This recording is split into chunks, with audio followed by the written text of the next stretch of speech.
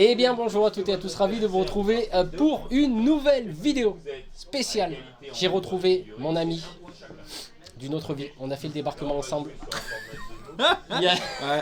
Yannick. Ça s'appelait W13. Voilà, ça s'appelait W13 débarquement à Schneider Electric.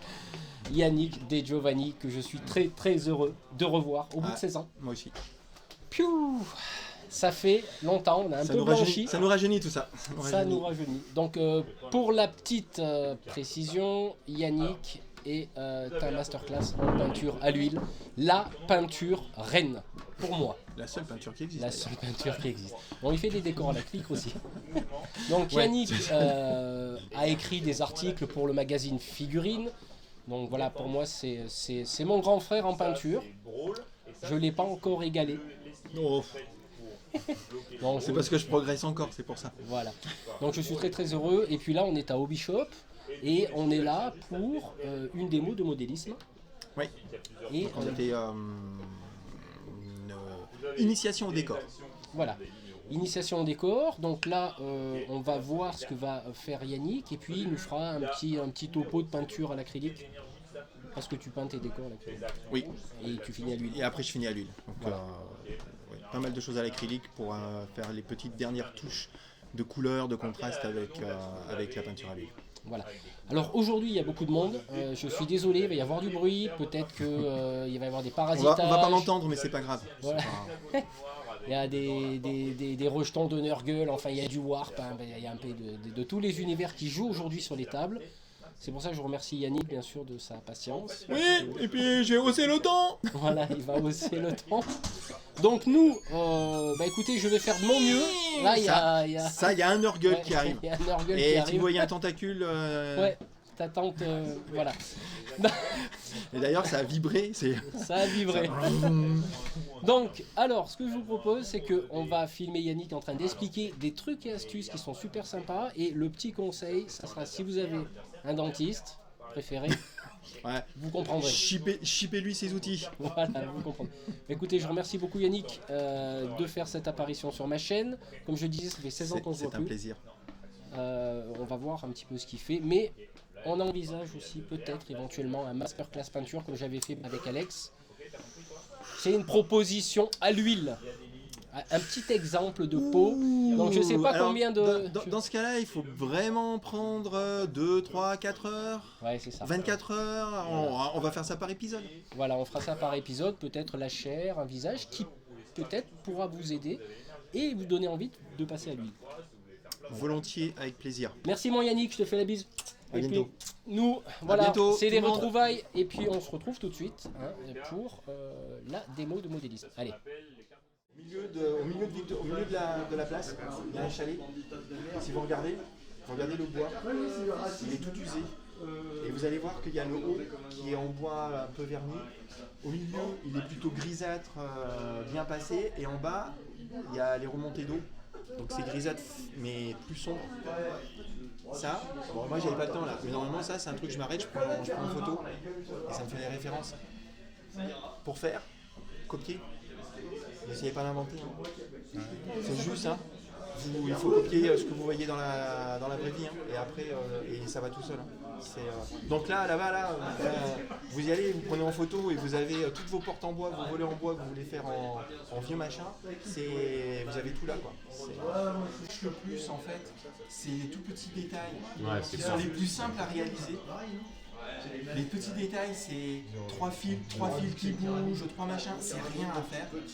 C'est juste un peu de temps. C'est-à-dire qu'à un moment où vous dites c'est bon, j'ai fini, bah non, en fait, il faut une étape de plus. C'est bon, là je rajoute mes petits machins. Le plus compliqué.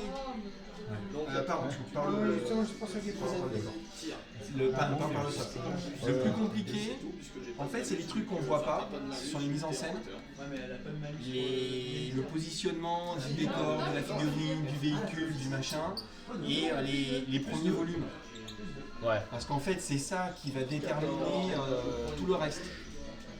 Et c'est comme dans une sculpture. La sculpture, le plus important, c'est l'anatomie. L'anatomie est ratée, vous pouvez mettre tous les détails que vous voulez, c'est raté.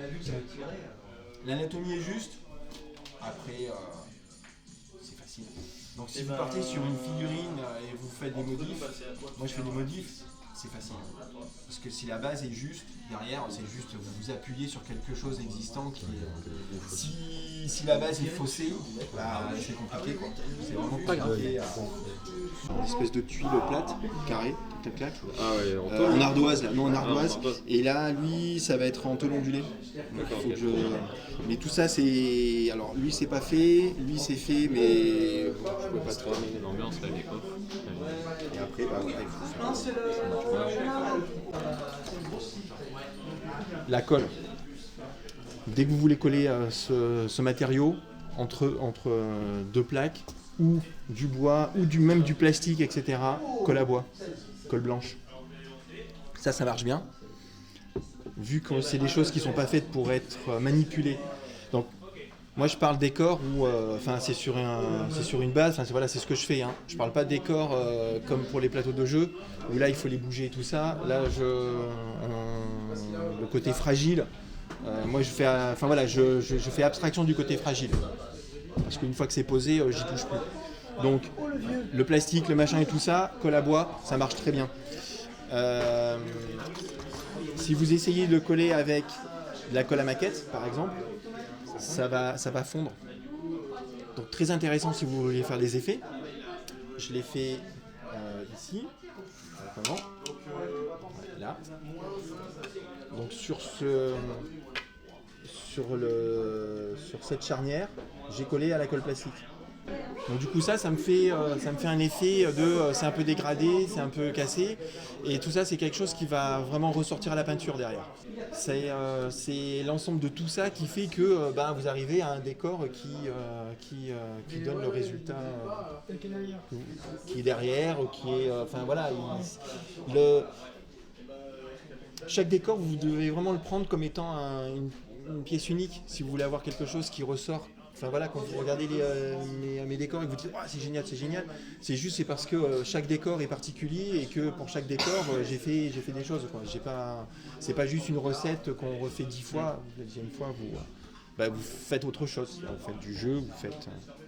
Donc vous avez tous touché là la texture là. Donc quand vous l'achetez, c'est les grandes plaques. Oui, exactement. Il y a ce film plastique. Pour enlever le film plastique, ne grattez pas avec cutter et tout ça. Vous prenez papier de verre, du gros grain, et vous poncez avant. Cet outil, c'est celui que j'ai utilisé pour marquer l'empreinte là. Vous mettez là, clac, clac. Donc, vieux pinceau, vous mettez en forme, et dedans vous gardez la racine du pinceau. C'est ce qui fait les tout petits points là. Alors comme c'est blanc, on voit pas trop. Une fois que vous allez peindre, c'est une texture pierre que vous allez faire ressortir par brossage, par jus, etc. Mais vous avez la texture qui est faite. Ça c'est juste les pinceaux dedans. C'est juste les poils arrachés là. Oui, juste les poils arrachés. Les vieux pinceaux là, quand ils sont bien chargés, ça sent la tire. Donc cette partie là, si vous y allez sur le plastique, le truc plastifié, vous allez dessus et ça enfonce tout autour là. Ça fait vraiment une empreinte. Ça fait pas la pierre. Si je le fais là sur cette surface là qui est déjà poncée, là vous avez l'empreinte qui est différente.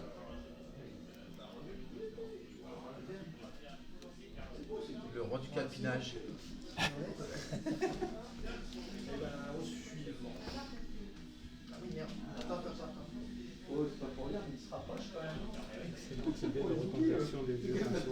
Là j'ai ça. Et là, en face, Jean-Marc, si tu veux. Ça coûte pas plus cher. Laissez-les vieux s'installer, regardez-le, le pauvre. Oh là là, les vieux, monsieur. Je vous tiens Donc, vas-y, Jean-Marc. bonjour. Je vous laisse voir, vous regardez la surface qui a été poncée, la surface qui n'a pas été poncée, avant de faire les empreintes. Et après, je vais vous montrer aussi comment... il y a... Le plus important, c'est là. C'est ce travail-là, en fait. C'est pas les petits détails je rajoute un crochet en plastique, ça c'est très simple. Ça, par contre, c'est la préparation de tout le reste. Donc si là, vous faites trop vite, vous grattez trop fort, etc. Là, vous allez perdre la surface que vous voulez sur laquelle vous allez travailler. Donc, c'est vraiment une étape, pour moi, c'est une des étapes les plus importantes. De la même manière, en figurine, pour moi, une étape qui est très importante, c'est la sous-couche, à la bombe, en blanc. Là, moi, je passe un temps fou dessus. Enfin, un temps fou. Je fais attention, j'y vais doucement, je tourne autour, je le fais en 3-4 fois, etc. Pourquoi ? Parce que c'est de la même manière. Si vous le faites un seul coup empâté, votre figurine, elle est, vous pouvez la décaper. Hein. Derrière, vous pouvez y aller à la peinture, hein. Ça, c'est mort, quoi. Donc, c'est ces phases de préparation qui sont vraiment les plus... non pas les plus importantes, mais qui sont importantes, ou très importantes.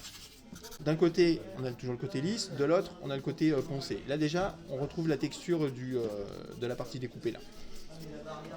Et après, je reviens là.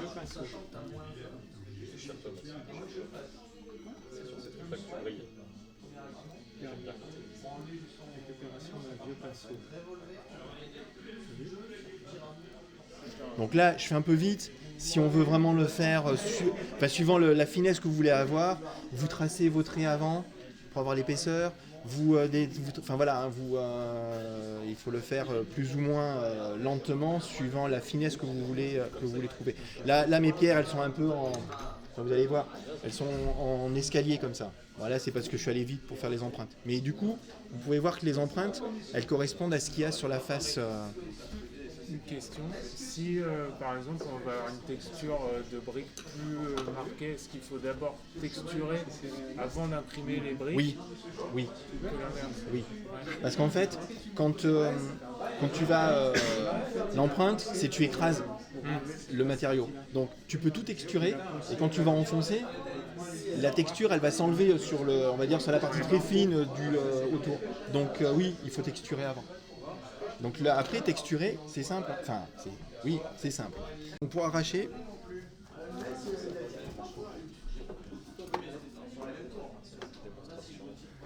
bonjour. Pour arracher, soit vous y allez plus fort avec le papier de verre.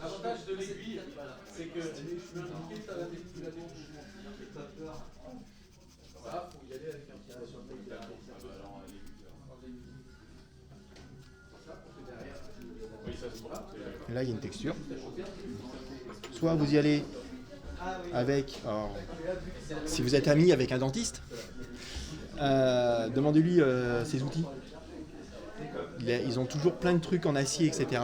qui servent... Alors ça, ce sont des outils qui servent à mettre en forme les implants. Mais la pâte qu'ils mettent à un moment ou à un autre, là, quand ils vont racler autour de votre dent, une fois que l'implant est mis, ils mettent un peu de pâte là, et voilà, ils ont ce genre d'outils.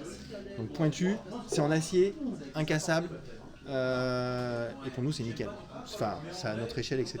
Donc, pour une dizaine d'euros, un kit dentiste complet sur internet venant de Chine, pour faire ça, ça va très bien.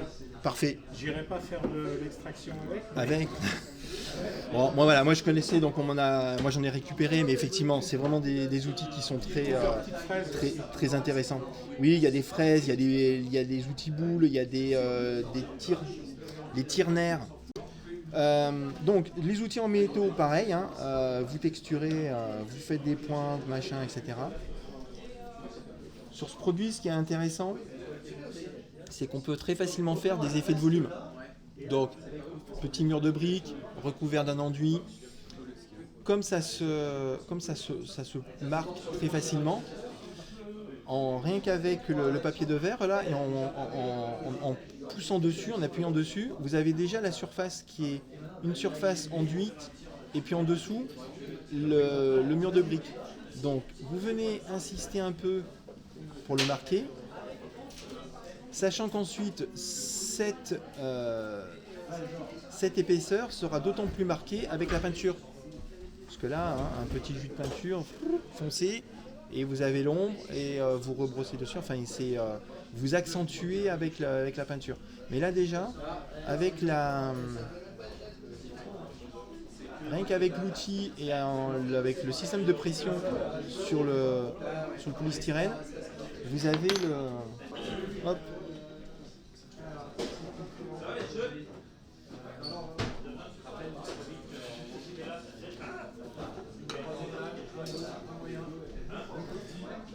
Là, pareil, pointe, enfin, c'est en biseau, très fin.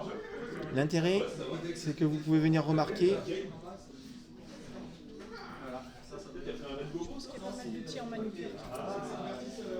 Alors, voilà, alors le côté manucure, je connais pas. Je sais pas s'ils ont des C'est des références. Oui, mais en fait surtout c'est que si c'est en acier, si c'est costaud comme ça, c'est nickel. Si c'est du plastique, ça va pas être bon. Si c'est comme ça, c'est effectivement, c'est pareil. Hein. Ça doit fonctionner de la même manière.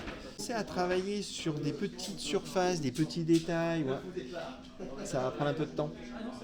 Il n'y a rien de magique en fait. Hein. Tout ça là, c'est long. Mais si ça c'est bien fait, la peinture derrière va en être d'autant plus rapide. Parce que vous ne serez pas là avec la peinture à essayer de cacher, de refaire quelque chose qui n'a pas été prévu à la sculpture. Donc, phase. En plus, moi j'adore faire ça, hein, ça fait partie du plaisir. Mais c'est une phase qui est importante sur laquelle il faut prendre son temps. Si on n'est pas sûr des effets, etc., petits croquis, des photos de référence. Donc sur le net, là maintenant, il y a 20 ans c'était compliqué, mais là maintenant, vous tapez usine désaffectée, ferme 20e siècle, ferme 18e, vous avez plein de photos.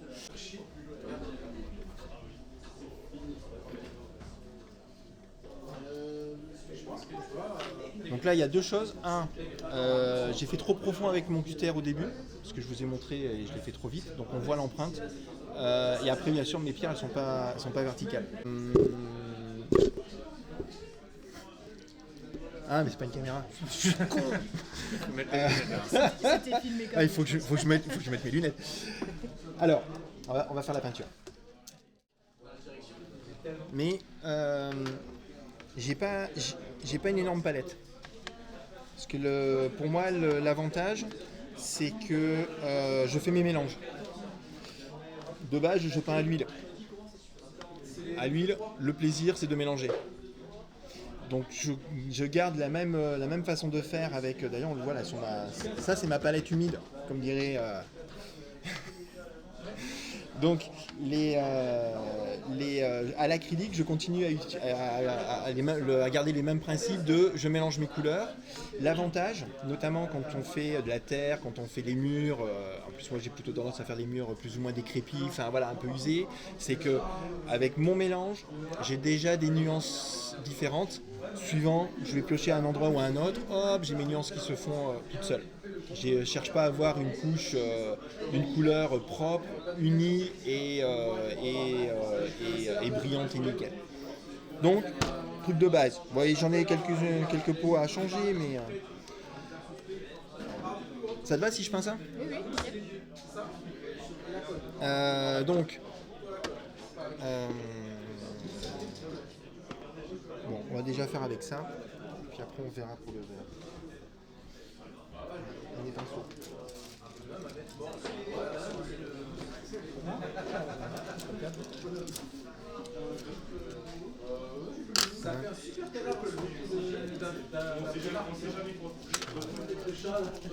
Donc généralement sur un décor, quel que soit le décor, et c'est le cas pour tous. Pratiquement, je peins tout à l'acrylique. Une fois que j'ai à peu près fini à l'acrylique, je fignole à l'huile. Pas de raison particulière si ce n'est que j'aime bien. Et que de façon naturelle, je maîtrise mieux l'huile pour des petits détails. Donc pour venir faire des petites touches de couleur, des petits contrastes, etc., je maîtrise mieux l'huile que l'acrylique. Voilà, sinon il n'y a pas de... Mais je pense que là je vais accélérer ma consommation d'acrylique. Là vous avez des pots qui datent d'il y a 20 ans. Hein. Enfin, ceux-là, là, c'est les Prince Auguste première génération qui... Enfin, vous les avez plus les trucs comme ça. Là. D'ailleurs je ne retrouve plus les couleurs. Enfin voilà. Mais là j'ai les enfants qui commencent à peindre et ma consommation d'acrylique a accéléré. Je sais ce qui me manque.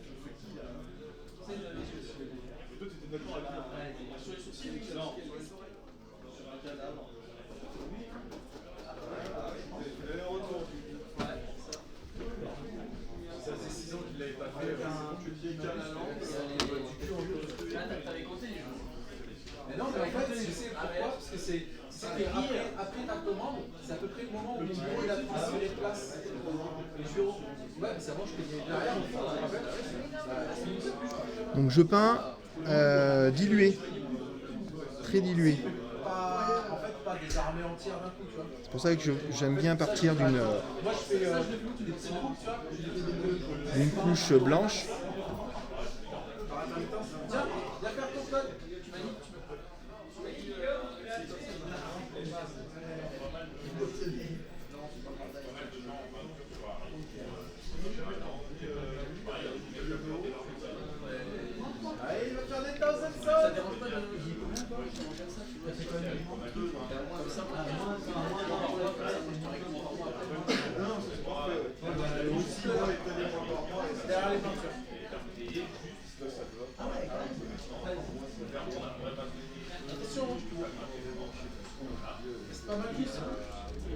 C'est ma première couche de base, on va dire, et ça me permet de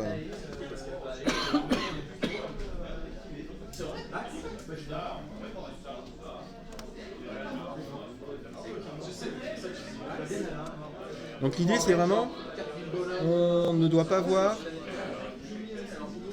les traces. Après, là, j'ai un machin.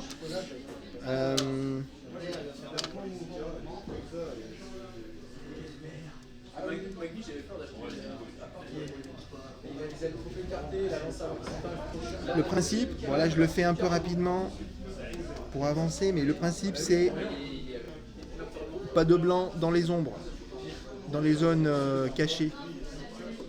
Alors, le sol.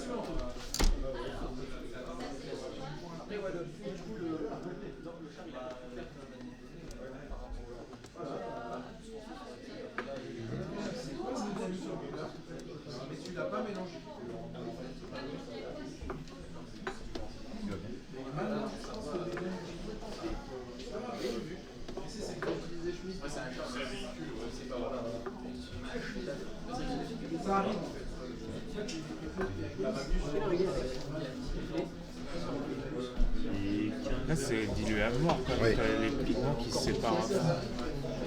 Ouais, mais sur mon socle, j'ai pas le. Il se sépare pas en fait. Là en fait je vais le faire au maximum pour utiliser le blanc. Donc là je vais vraiment le. Et après vous allez voir sur les parties qui sont bien texturées, la façon dont ça va.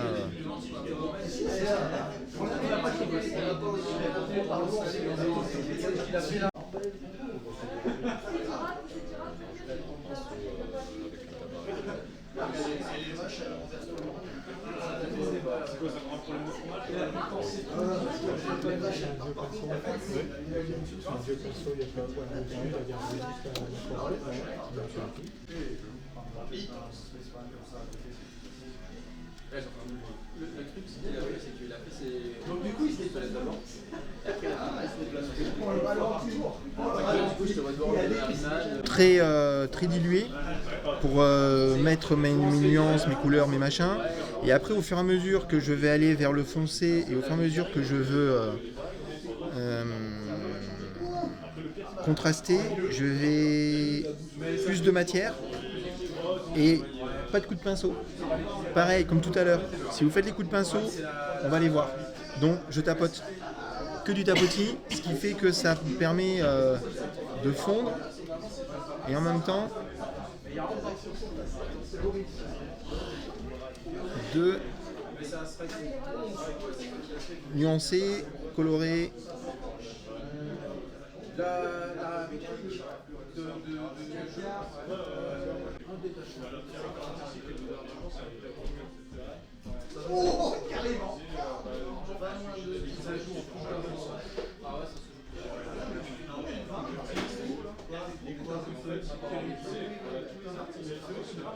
Première couche.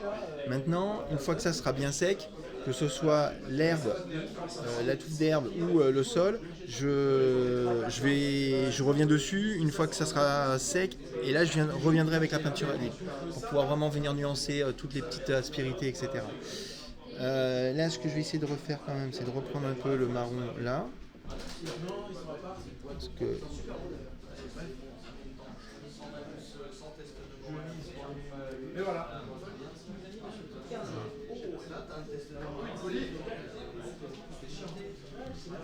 Maintenant, hop, ça me...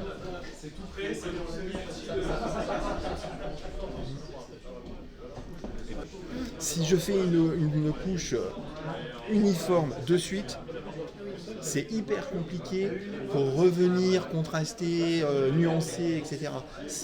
Et c'est pour ça que j'ai beaucoup de mal. Alors, il faudrait que je refasse un test maintenant, mais j'ai beaucoup de mal avec une sous-couche noire. Et il y en a, j'ai vu qui peignent, ça fait, après c'est hyper lumineux, etc. Mais donc ils travaillent d'une autre manière. Et pour moi c'est vraiment compliqué. Et notamment sur les décors hautes, parce que vous avez vu, je travaille vraiment avec des jus et j'utilise le blanc du dessous pour venir contraster. Et c'est pour ça que j'aime beaucoup cette pâte Darui pour mes sols, parce qu'elle me permet de faire ça avec toute la texture qu'il y a là. Et sur des jus très...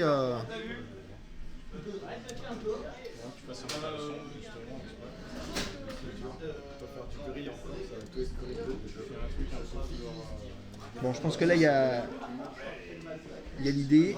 Juste finir celle-ci.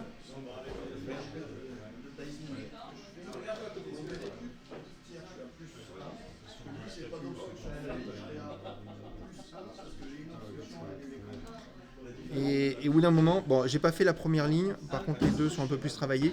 Au bout d'un moment, vous voyez que je suis pinceau fin et c'est brique par brique. Hein. Bon voilà, là il y a un peu plus de travail dessus. Et là j'arrive pratiquement à la limite de ce que je fais à l'acrylique. Et ensuite je bascule à l'huile pour recontraster encore ou remarquer un peu. Après là voilà, ça dépend à quel moment, si je veux rajouter encore un peu des taches, un peu des trucs comme ça, mais... Voilà, c'est ainsi s'achève cette vidéo en compagnie de Annick qui a transpiré, qui a sué sous les projecteurs. Il y avait des batailles de partout en plus. J'espère qu'on aura bien entendu le son. Merci à toi Yannick. J'espère aussi, parce que moi je la refais pas. On refait pas la prise. Donc écoute, j'espère que vous aurez appris plein de choses, les murs, plein de trucs, mais c'est de la patience. C'est, oui, beaucoup de... Ça, si on veut faire quelque chose de bien, il faut prendre son temps. Là l'idée c'est vraiment de vous donner envie de commencer et de travailler vos décors, de prendre du plaisir à faire vos décors et non pas juste la peinture de la figurine. C'est vraiment un ensemble. Pour moi il faut que ce soit un ensemble. Voilà, bon vous l'aurez compris, au niveau de la peinture, là c'était pas fini. Yannick va revenir dessus à l'huile pour les fondus, oui. Comme ça. Oui. Et vrai. Tout ça en 4 heures c'est pas possible. Voilà. Non, au moins 2 jours. Voilà, au moins 2 jours. Non, mais tranquille. On va en discuter. Puis on écorce tous les deux, donc tranquillou. Prends le temps. Tranquillou. Hein, voilà. Merci Yannick. À surtout, faites-vous plaisir. Voilà, c'est bien le principal. Ça marche. On se revoit bientôt. À bientôt. Allez, ciao à tous. Ciao.